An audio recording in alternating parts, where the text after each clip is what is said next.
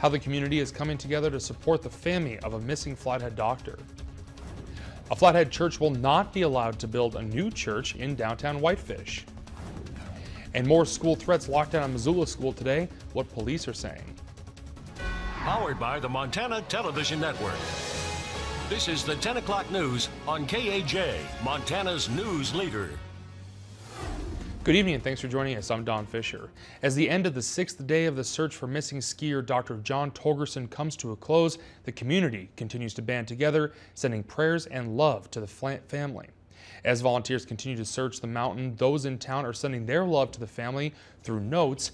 Powdered Soul, an organization that Torgerson and his wife were involved in, designated a tree in Depot Park for community members to hang notes for the family.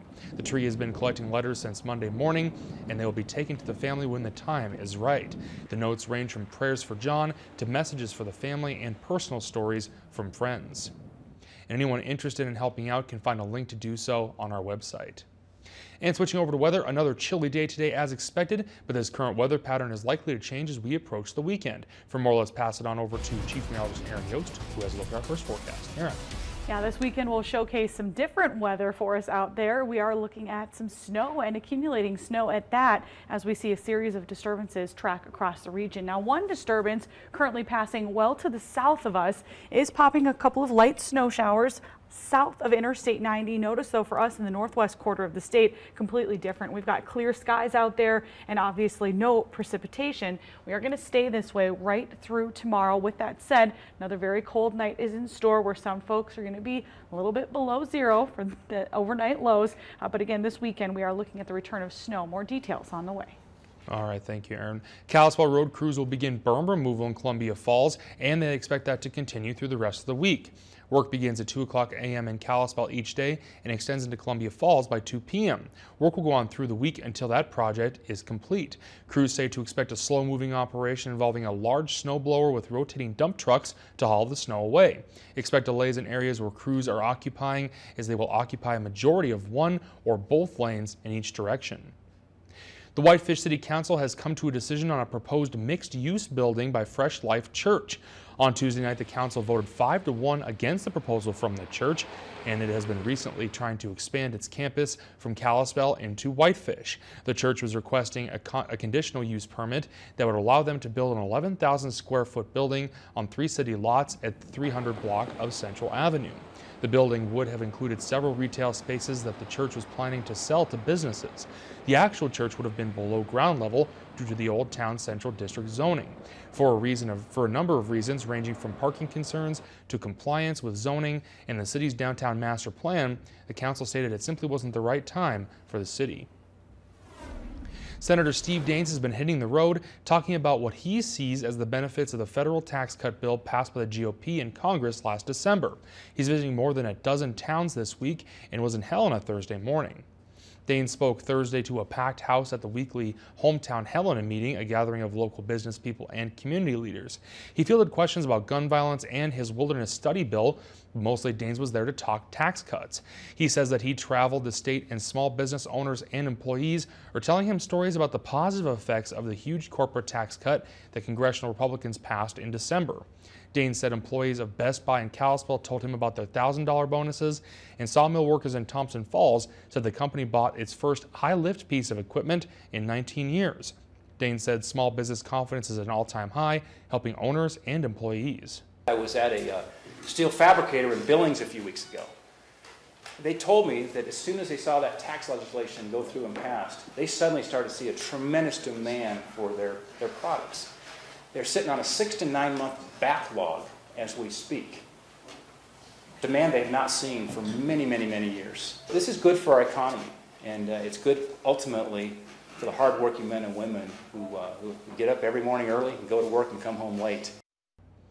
And Daines says he'll visit a total of 26 Montana counties for this tour. In the national debate over gun violence, there's a new focus on an obscure element of federal law, the 22-year-old congressional ban on using any federal health research to promote so-called gun control.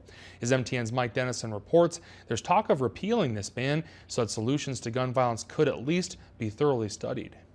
The research ban, passed in 1996, says federal funds for the National Centers for Disease Control may not be used to advocate or promote gun control. In the wake of last week's mass shooting at a Florida high school, some are saying the ban should be repealed, so the CDC and other federal health agencies can examine proposals to prevent gun violence to see if those solutions could actually work and protect gun rights.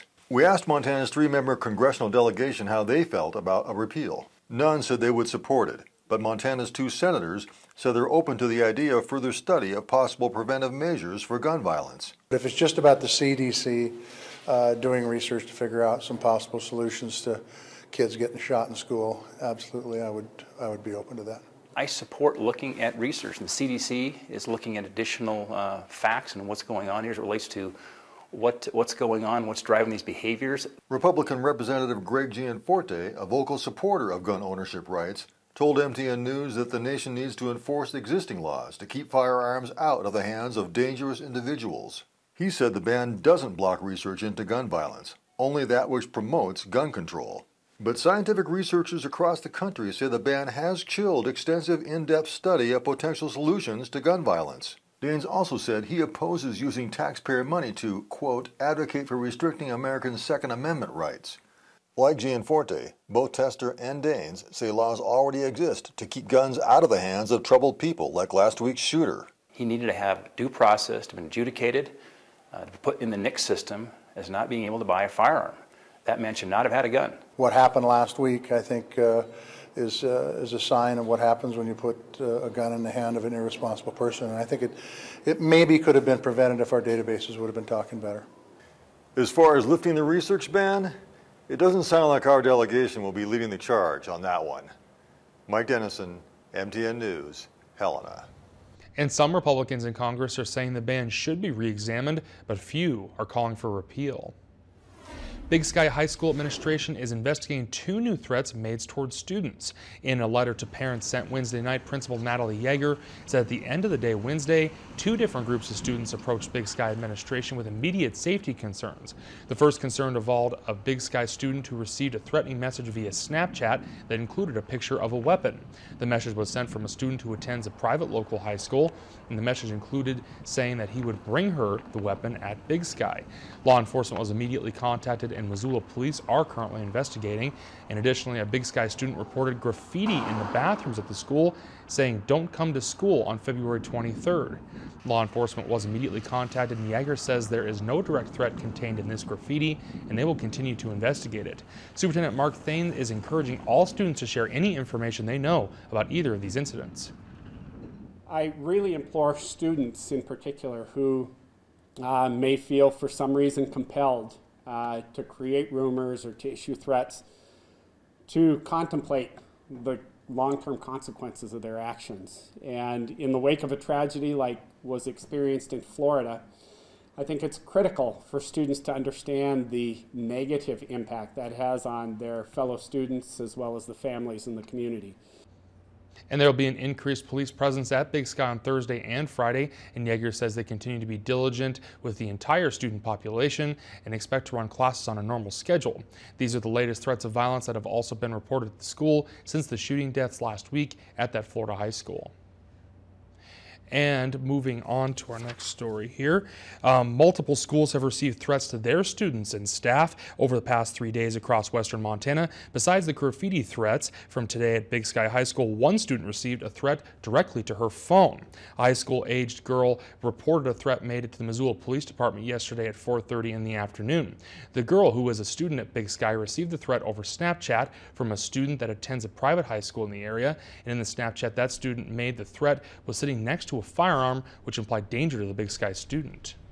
The reason that we're investigating this one, as opposed to maybe others that are handled internally, is that we have a specific person coming to us and making a complaint and asking us to file a report and investigate.